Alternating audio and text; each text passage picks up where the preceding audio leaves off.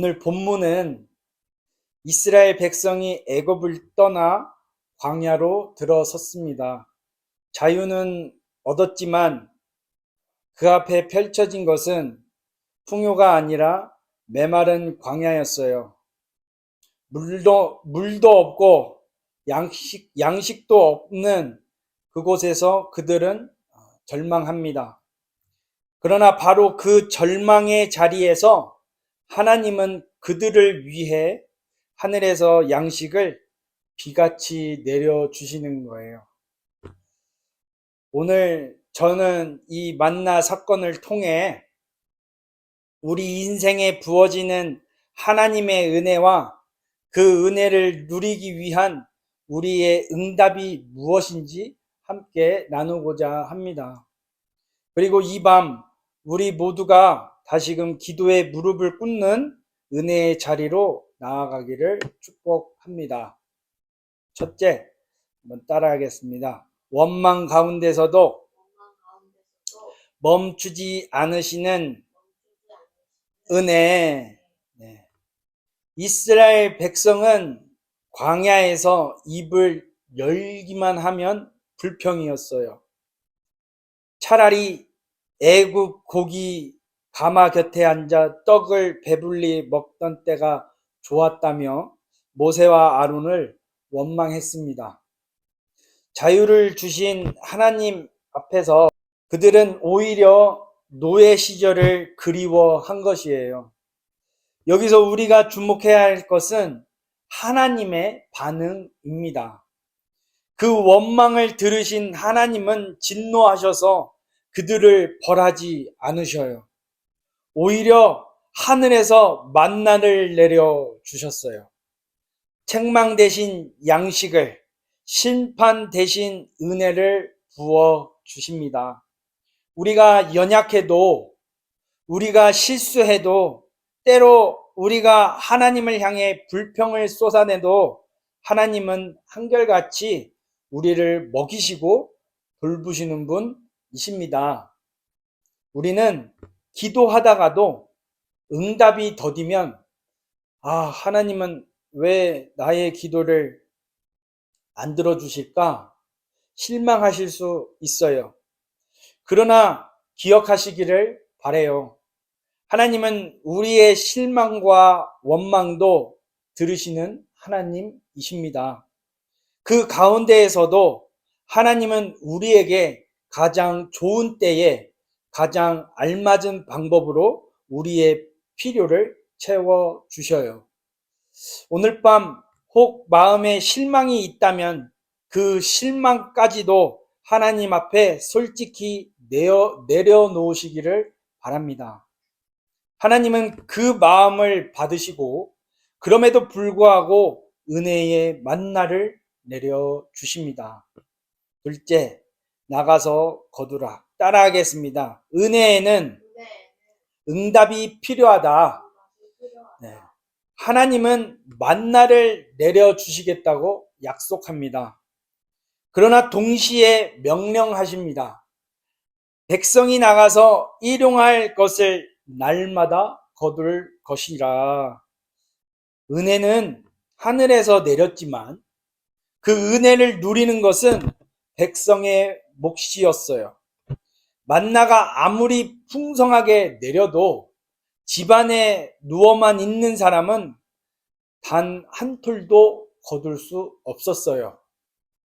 여기에 신앙의 깊은 비밀이 있습니다. 하나님은 은혜를 준비하시고 우리는 순종으로 나아가 그 은혜를 거두는 것이다라는 것이에요. 하나님이 예비하신 은혜의 자리가 어디인가요? 바로 기도의 자리예요. 말씀의 자리예요. 찬양하는 자리, 곧 예배의 자리인 줄 믿습니다. 그리고 오늘 밤 여러분이 앉아있는 바로 이 금요예배 기도의 자리예요. 하나님은 이 자리마다 은혜를 비같이 내려주십니다. 그러나 그 은혜는 집에 앉아있는 사람에게는 임하지 않는다는 거예요. 일어나서 나아온 사람, 무릎 부끄른 사람, 손을 내민 사람에게 임하는 줄 믿으시기를 바랍니다. 한번 생각해 보겠습니다. 식탁에 산의 진미, 맛있는 요리와 반찬이 가득 차려져 있어도 그 식탁으로 나와서 숟가락을 들지 않는 사람은 결코 배불리 먹을 수가 없습니다. 오늘 밤 우리가 할 일은 분명해요. 게으름을 떨치고 피곤함을 이기고 세상 걱정, 근심, 불안, 초조 다 내려놓고 은혜의 자리로 나아가 무릎을 꿇고 하나님 앞에 손을 내미는 것이에요. 듣기에는 쉽지만 결코 쉽지 않은 일이 오늘 우리가 함께 해내기를 축복합니다. 셋째, 날마다 거두는 신앙입니다. 어제의 만나로 오늘을 살 수 없다. 여기서 한 가지 질문이 생깁니다. 하나님은 왜 하루치만 거두라고 하셨을까? 아니, 그냥 한 달치나 1년치를 한꺼번에 거두면 백성이 얼마나 편했을까요? 그러나 하나님의 뜻은 그게 아니에요. 만일 한꺼번에 1년치를 주셨다면 백성들은 창고를 가득 채워놓고 이제 됐다. 하나님 없어도 한동안 살 수 있겠다. 하나님께 기도하지 않아도 되겠다. 라며 하나님을 잊어버렸을 것이에요. 우리를 누구보다 잘 아시는 하나님은 그렇게 하루치만 주시는 거예요. 그래서 백성들은 매일 이른 아침에 일어나야 되는 거예요. 매일 하나님을 의지해야 되는 거예요. 매일 하늘을 바라보는 거예요. 여러분, 우리의 신앙도 이와 똑같은 거예요. 어제의 은혜로 오늘을 살 수 없습니다. 어제 받은 만나는 오늘이면 썩어버려서 벌레가 생깁니다. 작년의 기도 응답으로 오늘의 영혼이 채워지지 않습니다. 지난주의 은혜로 이번 주를 버틸 수 없는 거예요. 그래서 우리는 날마다 새벽에, 날마다 예배 가운데, 날마다 기도의 자리에서 하나님을 새롭게 만나야 하는 것이에요. 예수님께서 가르쳐 주신 기도에서 어떻게 가르쳐 주고 있나요? 오늘 우리에게 일용할 양식을 주시옵고, 일용할 양식이에요. 일주일치도 아니고 한 달치도 아니에요. 오늘, 그리고 일용할입니다. 오늘 하루 동안 살 만큼이에요. 다시, 오늘 우리에게 일용할 양식을 주옵시고 에서의 의미는 주님은 우리가 날마다 하나님께 손을 벌리며 살기를 원하신다라는 것이에요. 그렇게 날마다 기도하기를 원하십니다. 사랑하는 여러분, 오늘 밤이 바로 그날입니다. 어제의 은혜에 머물지 말고 내일을 미리 염려하지 말고 오늘 주시는 이 밤의 은혜를 붙드시기를 바랍니다. 넷째로 한번 따라하겠습니다. 순종을 통해 자라나는 신앙. 이스라엘 백성이 만나를 거두는 데에는 규칙이 있었어요. 하루치만 거두라. 남기지 말라. 안식일 전날에는 이틀치를 거두라. 근데 이것을 만약에 어기면, 그리고 욕심을 부려서 더 거둔 사람의 만나는 그것이 썩어서 악취가 나는 거예요. 하나님은 이 작은 규칙을 통해서 백성의 믿음을 시험하셨어요. 내가 그들이 내 율법을 준행하나 아니하나 시험하리라. 여러분, 순종이란 무엇인가요? 내 생각이 달라도 내게 손해가 되는 것 같아도 하나님이 말씀하셨으니 그대로 따르는 것입니다. 이해를 하고 순종하는 것은 누구나 할 수 있어요. 그러나 하나님의 말씀이 이해가 되지 않아도 순종하는 것, 그것이 참된 믿음이에요. 한 시골 교회에 새벽 기도를 한 번도 빠지지 않으시는 어느 권사님이 계셨습니다. 비가 오나 눈이 오나 캄캄한 새벽길을 손전등 하나 들고 나오는 거예요. 어느 날 젊은 청년이 그 권사님에게 물어보았답니다. 권사님, 그렇게 매일 나오시면 안 힘들어요? 그냥 집에서 기도하시면 되지 않으신가요? 그러자 권사님이 빙그레 웃으며 이렇게 말했다고 해요. 젊은이, 우리 집의 닭들도 새벽이면 어김없이 일어나 울지 않는가? 미물인 닭도 때를 알고 일어나서 새벽을 깨우는데 하나님의 자녀가 어찌 새벽을 놓치겠나?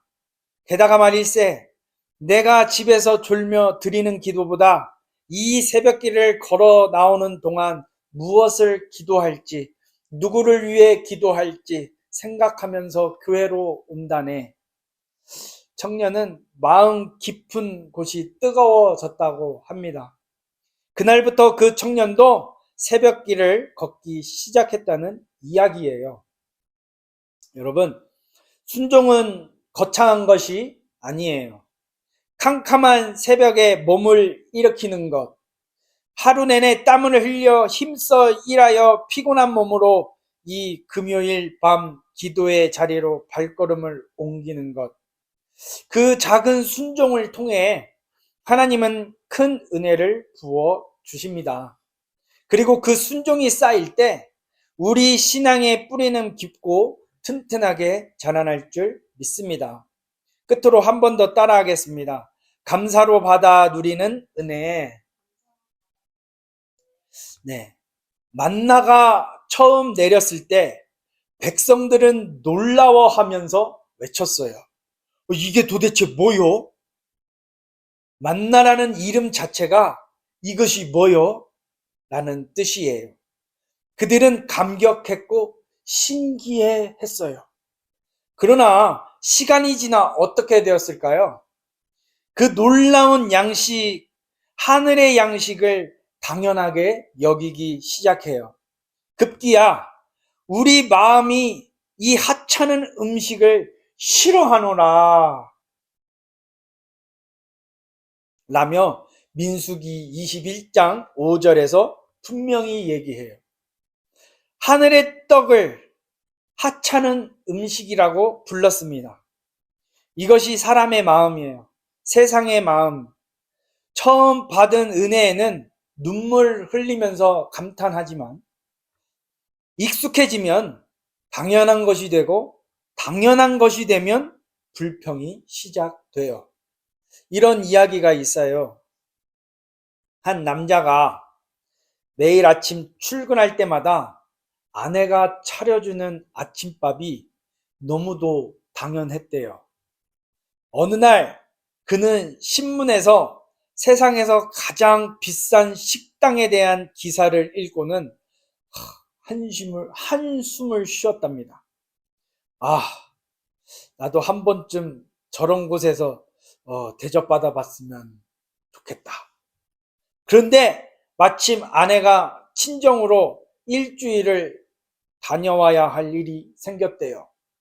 첫째 날 남자는 라면을 끓여 먹었습니다. 둘째 날 또 라면. 셋째 날엔 라면조차 귀찮아서 그냥 또 라면을 끓여 먹었던데요. 넷째 날 아침 텅 빈 식탁 앞에서 그는 문득 깨달았대요.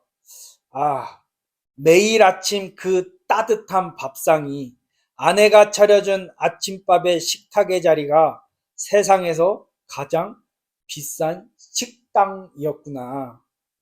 아내가 돌아오던 날 그는 현관에서 아내를 끌어안으며 이렇게 말했다고 합니다. 여보, 당신이 미슐랭 3스타였어. 여러분, 우리가 매일 누리는 일상의 은혜가 바로 그래요. 너무 익숙해서 잊고 있을 뿐, 매일 아침 눈을 뜨는 것, 숨을 쉬는 것, 이 자리에 앉아 기도할 수 있는 것, 이 모든 것이 하나님께서 내리시는 만나인 줄 믿으시기를 바랍니다. 오늘 밤 잃어버렸던 첫 감격을 회복하시기를 바라요. 익숙함에 묻혀버린 감사를 다시 끄집어내기를 바랍니다. 감사는 은혜를 2배로 키우는 통로예요. 말씀을 정리하고 마치겠습니다. 하나님은 오늘도 우리를 위해 은혜의 양식을 비같이 준비하고 계셔요. 우리가 할 일은 3가지입니다. 첫째, 그 은혜의 자리에 부지런히 나아가는 것입니다. 둘째, 그 자리에서 작은 순종으로 반응하는 것입니다. 셋째, 받은 은혜를 감사로 받아 누리고 나누는 것입니다. 하나님이 내리시는 은혜는 어제의 것이 아닙니다. 오늘 바로 이 순간, 이 예배 자리에 있는 우리를 위한 것이에요. 이제 우리 함께 기도로 나아갑니다. 광야 같은 한 주간을 살아내느라 지친 나의 영혼에 하늘의 만나가 비같이 쏟아지기를 사모하면서 기도하시기를 바랍니다. 날마다 새 은혜를 누리는 일용한 양식을 거두시는 참된 신앙인이 되시기를 예수 그리스도의 이름으로 간절히 축원드립니다. 우리 기도하겠습니다.